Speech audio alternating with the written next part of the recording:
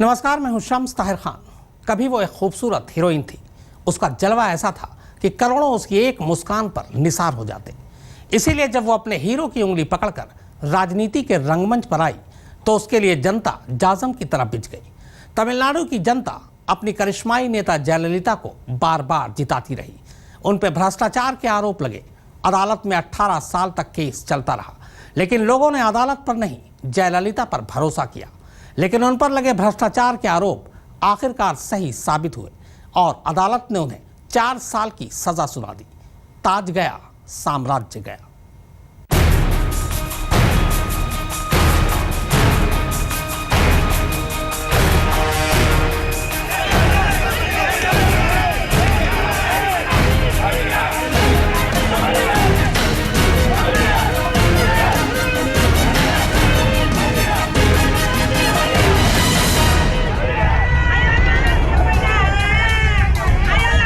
कहां तो तख्त बचाने के लिए मुकम्मल लड़ाई लड़ी जा रही है, कहां कोर्ट की कलम से ताज छिन गया।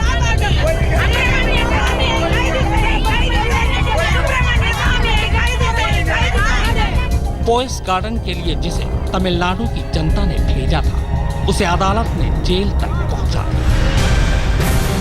दोपहर 2:15 बजे, बैंगलोर कोर्ट, बैंगलोर। ठीक यही वो वक्त था जब ये तय हो गया था कि तमिलनाडु की मुख्यमंत्री जयललिता अब मुख्यमंत्री नहीं रही, बल्कि अगले कुछ घंटे के अंदर ही उन्हें इस्तीफा देना पड़ेगा। दरअसल 18 साल पुराना भ्रष्टाचार का चिन्ह ठीक इसी वक्त बोतल से दोषी की सूरत में पूरी तरह से बाहर आ चुका था। बैंगलोर की विशेष अदालत ने 18 साल पुराने आय से अधिक संपत्ति रखने के मामले में जयललिता को दोषी करार दे दिया था।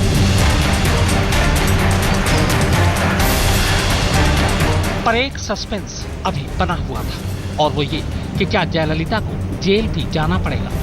कयास तमाम थे, 3 साल से कम की सजा होगी तो जेल के बदले बेल मिल जाएगी, पर 3 साल से ज्यादा की सजा हुई तो बेल से पहले जेल जाना तय। कोर्ट ने सजा का ऐलान शाम 5 बजे तक के लिए टालकर धड़कनें और भी बढ़ा दी। शाम 4:50 और फिर वो वक्त भी आ गया जब सारे कयास खत्म हो गए। कोर्ट ने जयललिता को 4 साल की सजा सुना दी और इसके साथ ही ये तय हो गया कि जयललिता को अब जेल जाना ही होगा, क्योंकि 3 साल से ज्यादा की सजा मिलने पर जमानत की सुनवाई सिर्फ ऊपरी अदालत में ही हो सकती है। यानी जयललिता को अब हाई कोर्ट जाना होगा, लेकिन तब तक के लिए उन्हें जेल में रहना होगा। अदालत ने 4 साल की सजा सुनाने के साथ साथ भारी भरकम 100 करोड़ रुपए का जुर्माना भी जयललिता पर ठोक दिया। Today, the special court convicted Tamil Nadu Chief Minister Kumari Jayalalitha and her co-accused associates to Shashikala A3, Sudhakaran A4, Ilavarasi, sentenced them to 4 years simple imprisonment, and for A1 Jayalalitha 100 crores fine is imposed. For 2, 3 and 4, 10 crores each fine is imposed. Plus 4 years imprisonment imposed. And for 120B, for 2, 3, 4, 6 months imprisonment and 10,000 rupees each fine is imposed. उधर सजा के ऐलान के बाद चेन्नई में हाहाकार much गया।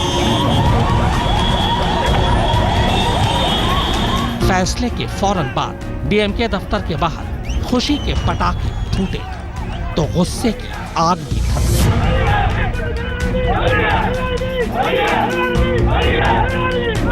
जय समर्थकों के पथराव से हालात एक वक्त बेकाबू होते दिखे।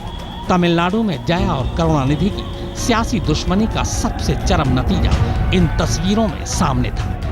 दोनों दलों के समर्थक आपस में इस कदर भिड़े कि पुलिस से हालात संभाले नहीं संभले। पूरे तमिलनाडु में अम्मा समर्थकों के आंसू बहते रहे। कोर्ट से लेकर घर के बाहर सुबह से खड़े समर्थकों को उम्मीद थी कि अम्मा पर कोई आंच नहीं आएगी, लेकिन पटाखों से लेकर लड्डू तक पर कानून के हथौड़े ने पानी फेर दिया। जयललिता को दोषी करार देते ही पूरे राज्य से झड़प और तनाव की खबरें आने लगी। देखते ही देखते चेन्नई में ज्यादातर सिनेमाघर और मॉल बंद कर दिए गए। पुलिस को अंदेशा था कि हालात बिगड़ेंगे और इसी के मद्देनजर कई इलाकों में न्यूज चैनलों को भी ब्लैकआउट कर दिया गया था। बैंगलोर से रोनी स्वामी के साथ आज तक ब्यूरो। 23 साल पहले जब जयललिता पहली बार तमिलनाडु की मुख्यमंत्री थी तो 5 साल में उनकी संपत्ति करीब 22 गुना बढ़ गई। उनके घर पे छापा पड़ा तो 10,500 साड़ियां, 750 जोड़ी सैंडल और किलो के हिसाब से सोना चांदी मिले। आय से ज्यादा संपत्ति का यही मामला जयललिता के गले की हड्डी बन गया। इस गुनाह की कीमत उन्हें चुकानी पड़ी।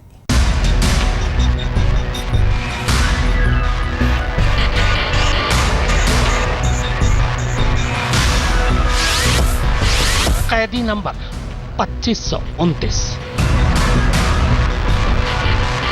18 साल पहले 7 दिसंबर 1996 को जयललिता को जब उनके चेन्नई के घर से गिरफ्तार किया गया था तो जेल में कैदी का नंबर 2529 ही मिला। फर्क इतना है कि तब वो मुख्यमंत्री नहीं थी और मामला कलर टीवी घोटाले का था। लेकिन अब तो उनकी कुर्सी चली गई। कुछ बचा है तो समर्थकों का आक्रोश।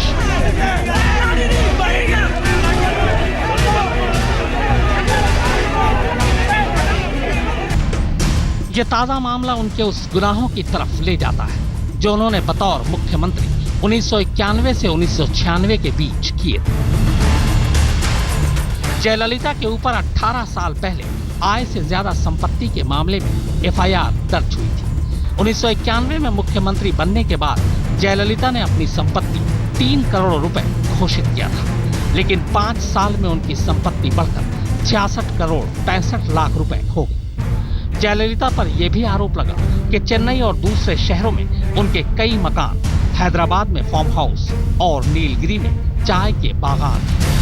करीब 30 साल पहले जयललिता का सियासी सफर शुरू हुआ था। 1984 में वो राज्यसभा के लिए चुनी गई। एमजीआर के निधन के बाद जयललिता ने खुद को उनका राजनीतिक उत्तराधिकारी घोषित कर दिया। फिर तो कर्नाटक के मांडवा जिले के तमिल परिवार में पैदा हुई जयललिता का सियासी कद बढ़ता ही चला गया। वो जहां जाती सैलाब उमड़ पड़ता।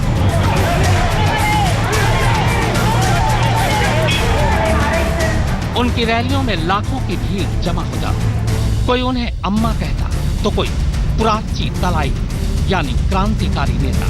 लोग उनके पैर छूकर खुद को धन्य पाते। जयललिता के प्रति लोगों की वो भावना कोर्ट के ताजा फैसले के बाद भी साफ दिखी।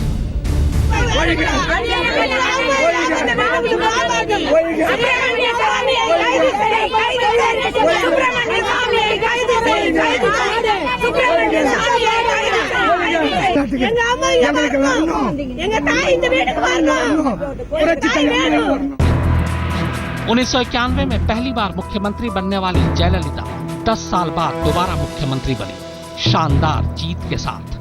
भ्रष्टाचार के मामलों और कोर्ट से सजा होने के बावजूद वो अपनी पार्टी को चुनाव में जिताने में कामयाब। लेकिन मद्रास हाई कोर्ट से राहत मिलते ही मार्च 2002 में वो फिर से मुख्यमंत्री बने। लेकिन मुख्यमंत्री बनने और उसे अदालती हुक्म से हटाए जाने की आंख मिचौली अब तक जारी है।